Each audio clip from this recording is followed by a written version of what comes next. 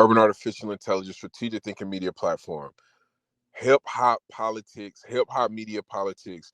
Hey man, this is something that we got to talk about. This is something that I'm seeing that it's just making me want to speak out about it. Two great albums recently dropped in the hip hop universe. Tyler the Creator, Chromacopia, and Freddie Gibbs, You Only Die Once. I'm only seeing a lot of praise and a lot of attention going one way. This kind of threw me for a loop, y'all. I sat back, I waited, I didn't make no content about it. I said, you know what? Let me see what happens. Let me see if I eventually start seeing some Freddie Gibbs posts and some praise for this album. So I sat back and I chilled. I listened to the album. Once I heard the album, it was crazy. I knew the album was good, but I just started to notice I wasn't seeing a lot of people talking about it. It wasn't a lot of media blogs posting about it. Now, before I want to get into why this is a problem, why this hip hop media politics thing is a problem and a big deal, I want to say that both of these albums are great, man. Tyler the Creator's Chromacopia album is great. A lot of different sounds, a lot of different music, but I personally think Freddie Gibbs' album is better. And I understand that music is subjective, but the praise that Tyler the Creator's album is getting, it's just crazy to see how little attention and praise this Freddie Gibbs album is getting compared to Tyler's album that came out at the same time. Both well-respected artists, both well-respected lyricists. I get it. They both make different type of music, completely different type of music, and they have different fan bases. But this is two top-tier rappers. Both albums are good and have a lot of high replay value. We're gonna be playing both of these albums for a long time, man. They both are cohesive. They make sense. They got common themes, and we're gonna talk about that in a minute. But the lack of attention that this Freddie Gibbs album is getting is what made me do this video and make this content. It's clear hip hop politics. It's clearly hip hop politics. Freddie Gibbs has been enthralled in a lot, but before I get into that, I want to go to Urban AI and see what the artificial intelligence got to say. Urban AI, whose album is better, Freddie Gibbs or Tyler the Creator? Deciding which album is better really comes down to personal preference and what you're looking for in music. Chromacopia by Tyler. The Creator is praised for its rich production, thematic depth, and diverse musical influences. If you appreciate innovation, a mix of genres, and introspective lyrics, this album might stand out for you. You Only Die Once by Freddie Gibbs offers raw and gritty storytelling with intense introspective lyrics and dark, bass-heavy beats. If you prefer a more direct and hard-hitting approach with a focus on survival and personal struggles, this could be your pick. Urban AI, how have people reacted to Tyler the Creator's Chromacopia album? Tyler, the Creator's latest album, Chromacopia, has been widely acclaimed by both critics and fans. It debuted at number one on the Billboard 200, and maintained that position for 2 consecutive weeks. The album has been praised for its production quality, thematic depth, and musical diversity, incorporating influences from jazz to experimental electronic elements. The album's introspective and raw nature has resonated with listeners. Urban AI, how have the general public reacted to Freddie Gibbs' You Only Die Once album? Freddie Gibbs' latest album, You Only Die Once, has been generally well received by both fans and critics. Released as a surprise album just before Halloween, it has been praised for its intense, introspective lyrics and dark, bass-heavy beats. The album features no guest appearances, allowing Gibbs to showcase his raw storytelling and lyrical prowess. Critics have noted that, while the album may not be as grand or layered as some of his previous works, it offers a more direct and gritty experience. The themes of struggle and survival resonate strongly with listeners, and the album's introspective nature has been a highlight. I asked those specific questions to give y'all an idea of what the internet is thinking about these albums. The results that we getting is that they both getting positive views. Both of these albums are being called top tier albums in each of these artists' discography. Both of these artists got classic albums, and these two new albums compare relatively well to their past classics. So it's a lot of similarities to where each of these artists are in their career. They both at their peak creativity space. They both at a point to where they should be on the same level as far as attention that they're getting, at least from a blog standpoint. I know Tyler the Creator is a little bit more universal and well known in Freddie Gibbs, but in the hip hop world, that's specifically what I'm talking about. In the hip hop world, with the hip hop blogs, Freddie Gibbs right now should be getting mentioned just as much as Tyler the Creator.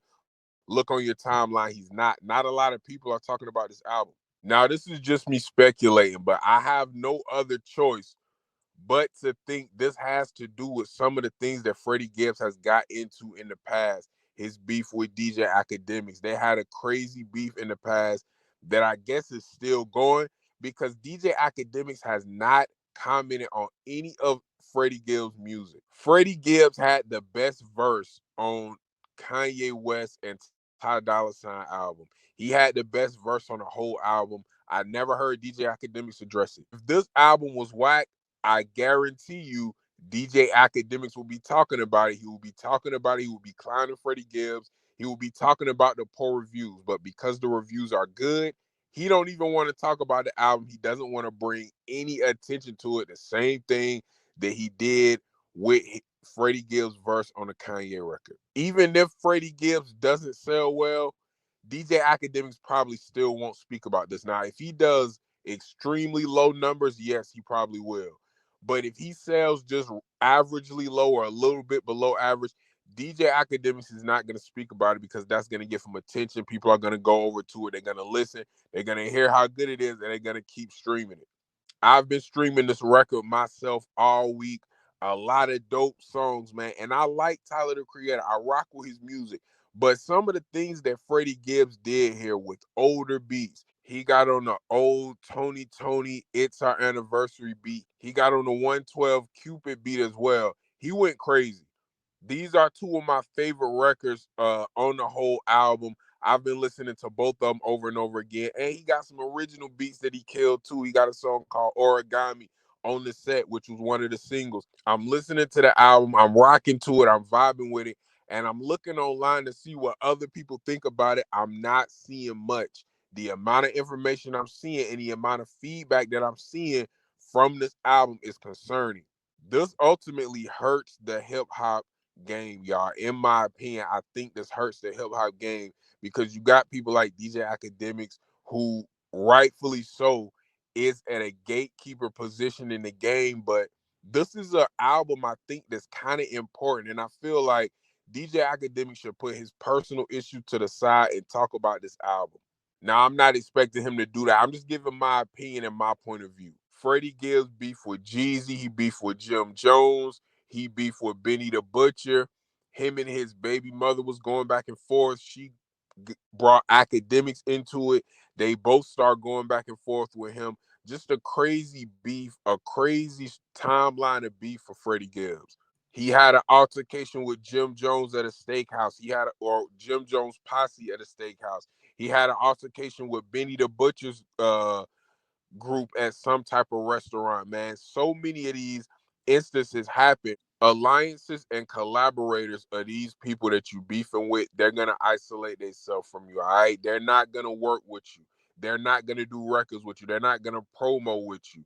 DJs, producers, hip hop media people, and this is what we seeing. People who want to be in DJ Academics' good graces, they're not gonna deal with Freddie Gibbs because they know he don't like Freddie Gibbs. People who want to be in Jim Jones' good graces, they're not going to deal with Freddie Gibbs because they know he don't like Freddie Gibbs. People who want to be in Benny the Butcher good graces, they're not going to deal with Freddie Gibbs. All right, Young Jeezy. People who want to be in Young Jeezy's good graces, they're not going to deal with Freddie Gibbs. Those are popular guys in the industry, man. It's a lot of people who probably fall under that umbrella, who work with them closely, who have close working and personal relationships with them. These are the bloggers, the artists, the media people that's not gonna share Freddie Gibbs' album. They're not gonna repost it. They're not gonna talk about how good it is.